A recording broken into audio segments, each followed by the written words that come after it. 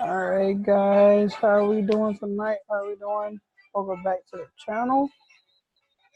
I am going over a few tips with y'all for the next week. I'm just gonna go look through a couple of forex crosses and actually in dice today. Support resistance up for you. So I'm looking for next week, well, ending today this week with XPX 500 on the daily to finally give us a drop to this trend line. The reason being is we have 1, 2, 3 touches. It's been almost a month before we actually touch this trend line. And all that means is it's been a month since we had a pullback, essentially. We haven't had a real pullback. And as we know as traders, what goes up must come down, just like anything else. So I'm going to go all the way to the bottom of this move right here. So I can always go from the top to the bottom of my fib. And I'm looking for it to at least break down to the 618, and which is almost exactly what my trend line is. Okay. So looking for a good push to the bottom here. All right, let's see if we can break this trend line and actually get a push down, because we've been in the uptrend for an extremely long time, since the beginning of this year. All right, we had a wick up, push up, higher low, kind of a higher high here, and then a higher low, and then a definite higher high. No pullback yet. So looking towards the end of this year, get us back down to the 618 area. All right. And one more today, just so I don't overwhelm y'all. All right. So looking until next week on Euro odd on the daily chart, we have the ending of a head and shoulders pattern. And how I find that on my trading view is I go to the left over here, and very simple, just look for a head and shoulders. Cool. All right, so we have, of course, an up move, a down move, we created a left shoulder, a higher up move. We had a false breakout all the way down to the bottom where we have our neckline. Back up to our top right here, which is our right shoulder. We have a major push down. We have a retest of a support and resistance line or a ceiling. And we're looking for this thing to push back down to, I want to say, just to be safe, I want to say a major support level here is going to be the 56900. Okay. We're waiting for this thing to give us an end. I would definitely go into an H4 or M15 on your odd.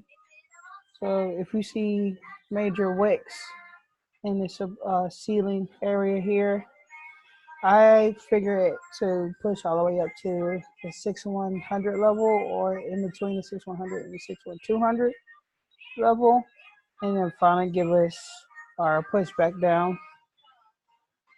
All right, so we always attempt to be sellers at equal highs and buyers at equal lows. Okay, or a previous low, however you want to say that. So we want to be sellers at equal highs, and we want to be buyers at equal lows. Okay, so a previous low or a previous high. You always want to be a seller then. Okay. Those are my two major pairs that I have marked off for next week, going into next week. said it's going into Friday. This is Thursday night. If you're watching this on a different day, I usually attempt to trade from Australian market into the London market, and nothing else after that on from Thursday to Friday because the market um if you don't have any news, the market likes to slow down on Friday, and you really don't have any major news other than the Canadian unemployment rate. Um, as you see right here, we have a previous of 5.5% on the unemployment rate, and it's predicting that we're going to have another 5.5 unemployment rate, which could push the Canadian dollar up. So if you're into trading USD CAD, Canadian JPY, those are the two major crosses for the Canadian. USD CAD, I would look to sell USD CAD if you like to trade news, and if you're trading the Canadian JPY, I would like to buy the Canadian JPY, and the reason being is, let's go look at where we're at on our chart. All right, so we're at a major support and resistance level here, a major reversal zone. If you look left, it's coming to this area and pushed away from it. All right, so it's coming to this area and then pushed away from it. On the downside, it came back into this area, retested, and pushed away.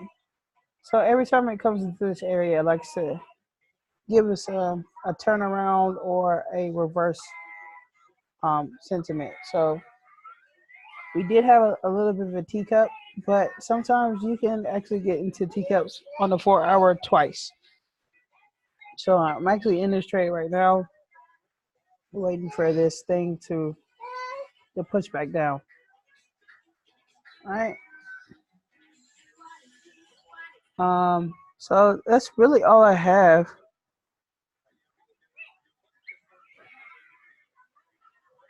That's really all I have for going into next week. Tuesday I will be on again. I will record again.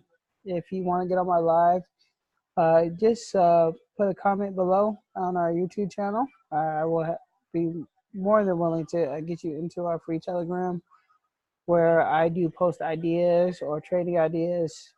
Like I said, these are just ideas, but I have been fairly successful, especially these last few months. Last couple of weeks, I have been 11 for 14 on trades.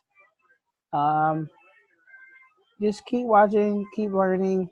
This is just educational to help you get started in your journey on the forex trading. If you do want to go over a little bit more of some more complicated trading ideas, like leave a comment, subscribe, and as my mentor always tells us, we never look down upon anybody unless we're willing to pick them up. Thank you so much. Y'all have a good night.